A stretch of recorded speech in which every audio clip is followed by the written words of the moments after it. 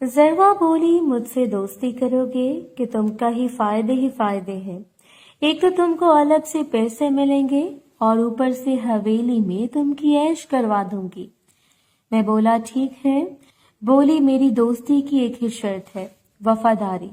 जिस दिन धोखा दिया तुम्हारा आखिरी दिन होगा। मैं बोला नहीं देता धोखा। मेरा हाथ कभी तक इसके हाथ में था।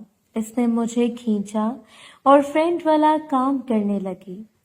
मैं भी इसका साथ देने लगा। जब हमारी सांस उखड़ने लगी तो वो अलग हुई।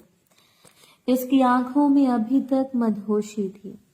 बोली अब तुम वैसे बनोगे जैसे मैं चाहूंगी और वैसी ही ड्रेसिंग करोगी जैसे मैं कहूंगी। मैं बोला अगर ऐसा हुआ तो हवेली में हर किसी की नजर मुझ पर होगी। बोली फिक्र ना करो, कुछ दिन होगी फिर आदत हो जाएगी।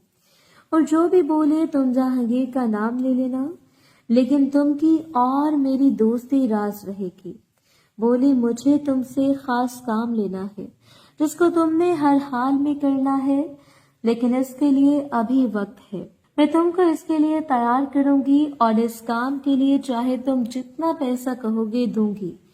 मैंने पूछा क्या काम है? बोली बता दूंगी जब वक्त आएगा।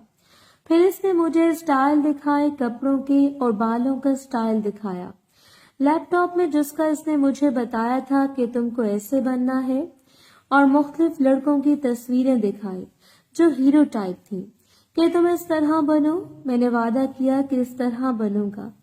इसने अपनी अलमारी से मुझे 50,000 रुपए दिए कि अपने लिए कपड़े और चीजें खरीद लेना शहर जाकर। फिर मैं नीचे आ गया जहां पर गफूरा भी बैठा था। गफूरे को देखकर याद आया कि मैंने गुलनाज और सायमा को वादा किया था कि जल्द आऊंगा। चलो आज देखता हूँ, वक्त निकाल कर जाता हूँ। कुछ देर में जहांगीर भी आ गया और हम जमीनों की तरफ निकल गए। जहांगीर बोला यार काफी दिन हो गए हैं कि कोई नया शिकार नहीं किया। मैं बोला समझा नहीं। बोला यार मतलब नई बच्ची की नहीं मारी, नए माल का अपना मजा होता है, और एक बार जिस पर मेरा दिल आ गया वो मेरे बिस्तर पर जरूर आती है, जिसे चाहे आए पैसों से या जबरदस्ती। अभी तक ऐसी कोई नहीं जिसने मुझे मना किया हो। अब नौरीन को ही देख लो, जब भी बुलाओ आती है। इस तरह कई इस गांव में है जो मेरे एक इशारे पर हाजिर हो जाती है। मैंने बताया था कि मुझे सिर्फ एक ही शौक है और तुम भी कम नहीं हो। इस दिन नौरीन के साथ करते हुए मैंने देखा है तुम बहुत जानदार हो और तुमका घोड़ा भी बहुत अच्छा है। लड़कियां ऐसी चीज के लिए तो मरती हैं जो इनको होश भुला दे और हर वक्त अपनी याद दिलाता रहे कि किसी से दरवाजा पेंट करवाया है, जिसको बार बार तड़पने पर मजबूर करता है और वो दोबारा बुलाने पर आने के लिए बेताब रहती है।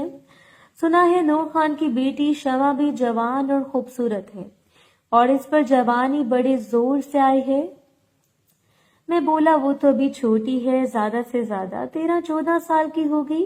तो सरदार हंस पड़ा। बोले यही तो चढ़ती जवानी की उम्र होती है। इस उम्र में ही तो लड़के को इल्म होता है कि लड़के का और अपनी जरूरत का। मैं बोला सरदार क्या किसी के साथ बुरा करके इसके साथ ज्यादती नहीं होगी? बोला यार मैं नहीं बुरा करूंगा तो कोई और बुरा कर लेगा। ऐसे फूलों को कौन छोड़ता है? इससे पहले कोई और लूट ले, मैं लूट लेता हूँ। और गांव में काफी सारी वो लड़कियां हैं जिनका मैं काम करता रहता हूँ। इनसे काफी इत्तला मिल जाती है कि कौन अब जवानी की दहलीज पर है और दरवाजा पेंट करवाने को तैयार है और किसके गिर्द आजकल भंवरे मंडला रहे हैं। जहांगीर बोला तुमने अपनी जिंदगी गांव में गुजारी है, तुम्हें गांव के बारे में लगता है कुछ नहीं पता। मैं बोला मैं इन सब चीजों से दूर रहा हूँ और सिर्फ काम पर और पढ़ाई पर ही ध्यान दिया है और सारा दिन या तो स्कूल कॉलेज या फिर खेतों में रहा हूँ। बोला ठीक है, खुद ही अब मेरे साथ रहते हुए सब सीख जाओगे। तो बात हो रही थी शमा की। सुना है आजकल वो किसी लड़के के साथ देखी गई है और इसका चक्कर बड़े जोरों से चल रहा है। यही बात मुझे फायदा देगी और वो मेरे नीचे आएगी। मुझे अब सब मालूम हो गया था कि सरदार किस तरह लड़कियां घेरता है। ظاہر ہے لڑکیاں ایک دوسرے کے راز جانتی ہیں تو سردار ان سے پوچھ لیتا ہوگا اور پھر اس کو گھیرتا ہوگا۔ جس کسی نے کسی بہانے مجبور ہو کر سردار کو اپنا راز پلانے پر مجبور کر دیا، جس کسی نہ کسی بہانے مجبور ہو کر سردار کو اپنا رس پلانے پر مجبور ہوگی اور بدنامی کی ڈر سے کسی کو بتائے گی بھی نہیں۔ اوپر سے سردار کا معاملہ ہے، کوئی دیکھے گا بھی تو نہیں، اور بدنامی کے ڈر سے کسی کو بتائے گی بھی نہیں۔ اوپر سے سردار کا معاملہ ہے، کوئی دیکھے گا بھی تو آنکھیں بند کر لے گا، اور ایک بار جس کا کام کر دے گا اس بیچاری نے عزت کے لیے چپ رہنا ہے، اور بار بار بلانے کے بعد اس کو بھی جس چسکا پڑ جائے گا، اور پھر سردار اس کو پیسے وغیرہ دے کر سارا کچھ معلوم کر لیتا ہے۔ اب ساری بات سمجھ چکا تھا۔ سردار بولا، ایک لڑکی کو بولا تو تھا کہ اس کو میرے ڈیرے پر لے آئے، ابھی تک اس کی طرف سے کوئی جواب نہیں ملا۔ بولا کہاں جائے گی؟ 2-4 دن میں میرے نیچے ہوگی۔ خیر پھر سردار بولا حویلی چلو۔ میں حویلی کی طرف گاڑی گھمائی اور حویلی پہنچ گئی۔ سردار اوپر چلا گیا۔ میں کچن میں گیا جہاں پر نور اور گڑیا موجود تھی۔ میں بولا بھوک لگی ہے تو نور بولی تمہارے لیے سردارنی یاسمین کا خاص آرڈر ہے، جو مانگو بنا دے۔ رکو تمہارے لیے میں دیسی گھی کا حلوہ اور دیسی مرغ کو بھونا ہے، میں نے پیٹ بھر کے کھانا۔ نور واقعی ہی لاجواب کھانا بناتی تھی، اس لیے اس کو کچن میں رکھا ہوا تھا۔ زیادہ تر کھانا گڑیا اور نور ہی پکاتی تھی۔ میں باہر نکلا اور سیدھا گلناز کی طرف چلا گیا۔ دروازہ بجایا تو گلناز نے ہی دروازہ کھولا تھا۔ بولی زہے نصیب، جو مہاراج کو ہمارے یاد آ گئی۔ میں بولا گلناز ایسی بات نہیں ہے، تم کو پتا ہے کہ میں زخمی ہو گیا تھا، ابھی بھی زخم ہے لیکن میں آج آ گیا، اور دوسرا سردار میری جان چھوڑتا ہی نہیں، ہر وقت مجھے ساتھ لگائے رکھتا ہے، اس لیے بھی نکلنا مشکل ہوتا ہے، ابھی موقع ملا تو سیدھا تمہارے پاس آ گیا۔ بولی چلو کمرے میں تمہارے لیے کھانا لاتی ہوں۔ میں بولا کچھ نہیں کھانا، ابھی کھانا کھا کر ہی نکلا ہوں۔ بولی بیٹھو، پھر چائے پلاتی ہوں۔ میں بولا میں چائے پیتا ہی نہیں۔ بولی اچھا پھر میں دودھ لاتی ہوں، وہ تو پیو گے؟ میں بولا ٹھیک ہے۔ میں نے پوچھا سائمہ کہاں ہے؟ بولی باہر گئی ہے کسی سہیلی کی شادی پر۔ میں نے بھی جانا تھا لیکن میری طبیعت صبح خراب ہو گئی، اس وجہ سے وہی گئی ہے۔ میں نے اس کو کچن میں ہی پکڑ لیا۔ بولی صبر کرو۔ میں بولا اتنے دن ہو گئے، صبر کیسے کروں؟ اس نے میرے لیے بادام اور ڈرائی فروٹ والا دودھ بنایا اور اس میں شہد ملا دیا، مجھے دیا۔ واقعی لاجواب تھا۔ میں نے 3 گلاس پی لیے، حالانکہ ابھی اچھے سے روٹی کھا کر آیا تھا۔ میں نے دودھ کا خالی گلاس کچن میں رکھا اور اس کو اٹھا لیا اور لے کر سیدھا اس کے کمرے میں چلا گیا اور اس کو بیڈ پر اتار دیا اور اوپر ہی لیٹ گیا اور فرینڈ والا کام کرنے لگا۔ میں اس کے اوپر ایسے ٹوٹا جیسے کہ کبھی چھوڑوں گا ہی نہیں۔